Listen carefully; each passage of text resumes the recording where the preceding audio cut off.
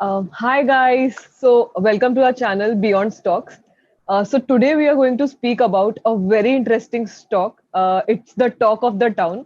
आपने D मुथुक sir जी को भी ट्विटर पे काफी सुना होगा आईटीसी के बारे में बात करते हुए. It's the most talk about stock on Twitter also. So आज हम आईटीसी के रिजल्ट्स के बारे में डिस्कस करने वाले हैं. So Shivam, let's start talking about ITC. You can go ahead. पहले हम लोग आईटीसी के ओवरऑल ईयर्स की बात करेंगे और उसके बाद हम लोग डिफरेंट डिफरेंट सेगमेंट्स जो आईटीसी का है, जैसे सिगरेट्स का बिजनेस, होटल्स का, एफएमसीजी, अदर्स का, तो हर एक सेगमेंट के बारे में, अलग से रिजल्ट्स के बारे में डिस्कस करेंगे। तो पहले यहाँ पे हम लोग ओवरऑल रिजल्ट देखते हैं। तो इसमें आप देख सकते हैं कि हर एक मेट्रिक्स जो है रेवेन्यू ग्रोथ, उसमें दो ग्राफ है। पहले ग्राफ में हम लोग कंपेयर कर रहे हैं इस क्वार्टर का result compare to same quarter last year, और दूसरा जो डार्क ब्लू कलर का ग्राफ है, इसमें हम लोग कंपेयर कर रहे हैं कि जो लास्ट क्वार्टर था इस साल का, उससे रिजल्ट कैसा रहा है। तो हम लोग देखते हैं, मतलब पहले ओवरऑल में देखते हैं। तो रेवेन्यू ग्रोथ आप देख सकते हैं, मतलब 3% डिक्लाइन हुआ है compare to last year same quarter. और अगर आप पिछले क्वार्टर से कंपेयर करेंगे तो 26% इंक्रीज हुआ है इनका रेवेन्यू। एबिटा ग्रोथ देखिएगा तो अराउंड वो भी डिक्लाइन के अराउंड 11% लास्ट ईयर कंपेयर से सेम क्वार्टर। बट अगर आप पिछले क्वार्टर से कंपेयर करेगा तो 53% इंक्रीज हुआ है। सिमिलरली प्रॉफिट बिफोर टैक्स देखिएगा ग्रोथ इनका तो 11, मतलब अगर आप देखेंगे तो सारे मैट्रिक्स अगर आप कंपेयर कर रहे हैं लास्ट ईयर के सेम क्वार्टर से तो डिक्लाइन हुए हैं। बट हाँ, अगर पिछले क्वार्टर से कंपेयर कर रहे हैं तो इंप्रूवमेंट अच्छा हुआ है। तो इसमें भी देख सकते हैं पीबीटी ग्रोथ भी 11% डिक्लाइन किया है compare to last year, 37% growth किया है कंपेयर टू लास्ट क्वार्टर। और इनका मतलब आईटीसी का मेन फोकस रहता है कि आजकल मतलब बहुत लोग इसके एफएमसीजी अदर्स बिजनेस को देखते हैं, मतलब जो इनका एफएमसीजी का, जैसे इनका आशीर्वाद ब्रांड है, और मतलब सैवलॉन है, और बहुत सारे ब्रांड्स हैं इनके, तो उसके बारे में भी बहुत लोग फोकस करते हैं। अगर आप एफएमसीजी अदर्स में देखिएगा तो इसमें हम लोग बस पिछले साल के सेम क्वार्टर से कंपेयर कर रहे हैं। लाइट ब्लू जो है यहाँ पे वो लास्ट ईयर का सेम क्वार्टर है, और जो डार्क ब्लू है वो इस ईयर का सेम क्वार्टर है। तो रेवेन्यू ग्रोथ देखिएगा एफएमसीजी अदर्स में तो 18% का मतलब रेवेन्यू ग्रोथ हुआ है, जो कि बहुत ही अच्छा है। एबिटा ग्रोथ भी अगर आप देखिएगा तो 66% का हुआ है, मतलब एफएमसीजी अदर्स में, जो कि बहुत ही अच्छी नंबर्स है। और एबिटा मार्जिन भी देखिएगा तो 300 बीपीएस बढ़ गया है, फ्रॉम 6.7% टू 9.7% बढ़ गया है। तो ओवरऑल अगर आप देखिएगा तो देखिए, अगर आप लास्ट ईयर सेम क्वार्टर से कंपेयर करते हैं तो हाँ, मतलब रिजल्ट उतना अच्छा नहीं रहा है। बट हाँ, Q1 से कंपेयर करते हैं तो बहुत अच्छा है। और इनफैक्ट अगर एफएमसीजी अदर्स के नंबर देखते हैं तो बहुत ही ज्यादा अच्छा नंबर है, मतलब एफएमसीजी अदर्स के। उसके बारे में थोड़ी देर में हम लोग अच्छे से डिस्कस करेंगे। So let's talk about FMCG others. So ITC cigarette business पे तो constant like highest revenue is from cigarette business, ये सभी को पता है. But FMCG is one segment which ITC is trying to focus upon a lot. So चलिए देखिए उसमें क्या growth है और क्या decline है. So FMCG other segment में it's a growth of 18.4% in the overall revenue. So basically FMCG others दो सब categories में divided है. The first one is staples, convenience food, health and hygiene products, which contributes about 75% of the revenue to FMCG others. And the second one is discretionary OOH. OOH is out of home products, which contributes 25% to the overall FMCG others. So staple convenience food वाले subcategory में brands है आशीर्वाद आटा, Sunfeast, Vivel, Yippee, Savlon, etc. And OH and discretionary is something which is consumed out of your home. That is Bingo, Candyman, Engage, or Mangaldeep Agarbattis. So here we see कि last year से comparative अगर हम करेंगे तो 25% increase है in staples subcategory, and -2% is a decline in discretionary and OH subcategory. So discretionary and OH सिर्फ 25% contribute करता है to the overall FMCG others. So I don't think that's a very big fall. Like -2% is a decent number. But if we see the major contribution, that is 75% from staples and convenience food, uh, that has increased by a tremendous growth of 25%, which is really good according to us. So अगर हम this year के Q1 results को compare करेंगे तो staples and convenience food के सब category में it's a increase of 34%. And वही हम डिस्क्रिशनरी एंड ओएच देखें तो it's a decline of 25% in this years Q1 results. जैसे कि हमें पता है आईटीसी का major contribution to profit is by cigarette business, that is almost 85%, and all the other segments which are there that contributes only 15% to ITC's profit. So अगर हम यहाँ पे एफएमसीजी अदर्स का लास्ट 5 years का graph देखें, so earnings before tax interest in 2017 was 65 crores. It constantly increased from 65 to 90 crores to 159, and now it is 366 crores earnings before tax, only from FMCG category, which is I think a very exponential growth which we see. So यहाँ हमें पता चलता है कि ITC FMCG में seriously contribute काफी contribute कर रही है एंड बहुत फोकस कर रही है FMCG के सेगमेंट पे. Also, अगर हम margins देखें, in 2017 it was 2.4% and now it has increased from 2.4 to 3.2, 6.7, and now it's 9.7 margins from alone FMCG others. I think which is an exponential growth which we see here, which is really useful for ITC. So this is the most interesting slide of ITC. ITC ने कुछ 70 plus new launches किए. I think that's a huge number.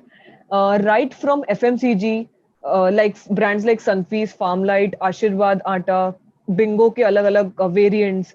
Then we see ITC MasterChef, food items, ITC cakes, Mangaldeep agarbattis, frozen foods. We see a lot of personal protection items. Also, हमें पता है कि COVID is affecting the economy. So ITC has contributed in that particular event as well.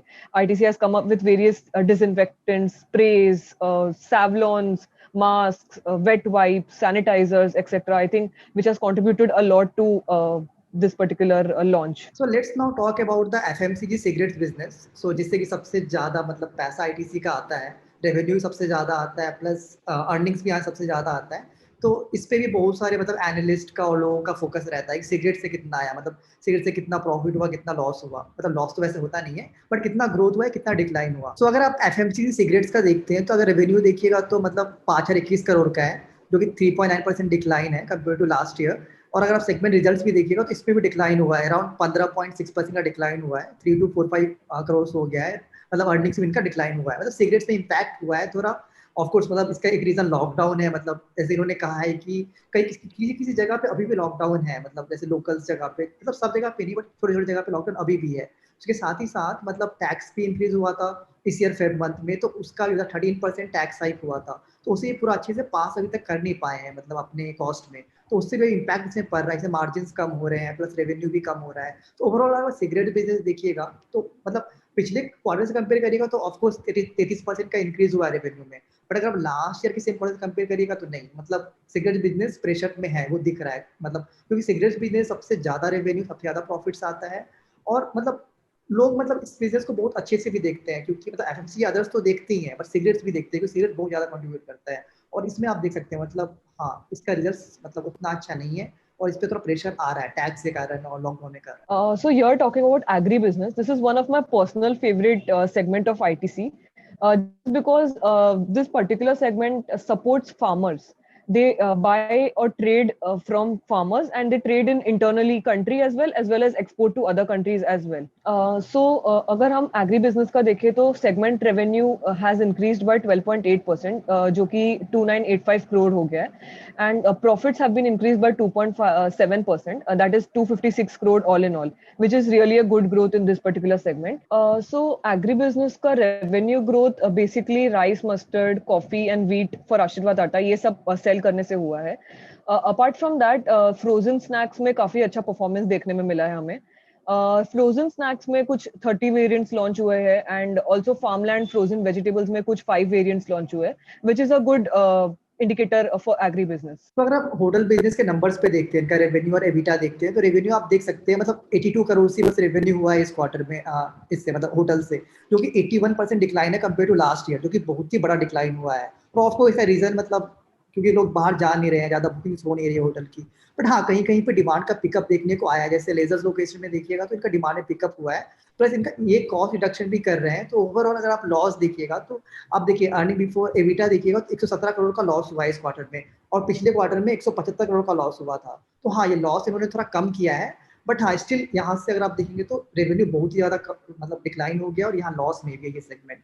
But और ITC इस पे बहुत ज्यादा पैसा खर्चा करती है, मतलब टोटल सेगमेंट पे बहुत ज्यादा पैसा लगाती है. So let's talk about the last segment, that is paper boards, paper and packaging segment of ITC. यहाँ जैसे कि हम देख रहे हैं segment revenue has been declined again by 6.8%. That is what we have 14,14959 crore. Also, profit also has been declined by 7.2%. Profits are just 330 crores.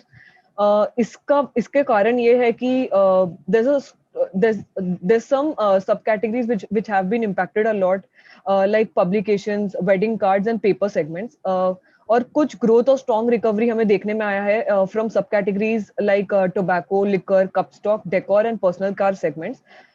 सो ये overall segment काफी decline में रहा है, जो कि आईटीसी के लिए अच्छा नहीं था. बट अगर आप लॉन्ग टर्म इन्वेस्टर है आईटीसी में, अगर आपके पास पहले से स्टॉक है, आप खरीदना चाहते हैं, तो मुझे लगता है आपको उतना फर्क नहीं पड़ना चाहिए. क्योंकि अगर आप देखेंगे तो एफएमसीजी अदर्स का जो मतलब प्रॉफिट है और मार्जिन है वो ईयर ऑन ईयर इंक्रीज होते जा रहा है. हाँ, सिगरेट्स का मैं मानता हूँ डिक्लाइन कर रहा है, बट एक टाइम मतलब लॉन्ग टर्म में आप देखिएगा 4 साल 5 साल बाद तो एफएमसीजी अदर्स से बहुत अच्छा प्रॉफिट इनको आने लग जाएगा. मतलब जिस बेसिस इनका एक्सपेंशन हो रहा है, मतलब आप देखते हैं एक्सपोनेंशियल ग्रोथ है इनका वहाँ पे, मतलब एफएमसीजी अदर्स में. और हर एक क्वार्टर टू क्वार्टर आप देखेंगे, मतलब ईयर टू ईयर अराउंड 15-20% वो सेगमेंट ग्रो करते जा रहा है. तो मुझे लगता है लॉन्ग टर्म के लिए अगर आप रखना चाहते हैं स्टॉक को, तो हमारे अनुसार से बहुत ही अच्छा स्टॉक है लॉन्ग टर्म के लिए. और अगर आप सिगरेट्स में थोड़ा प्रेशर अभी है, but I think long term में सिगरेट्स भी थोड़ा अच्छा करना चाहिए आगे जाके. So as per me and Shivam, we are all positive on ITC. These were our views on ITC. I think it's one of the most talk about stock. So these were our views on it. So if you like this video, please do like the video, subscribe, share it with your friends, and please press the bell icon below so that you don't miss any further videos from us. Thank you. Bye. Thank you. Bye.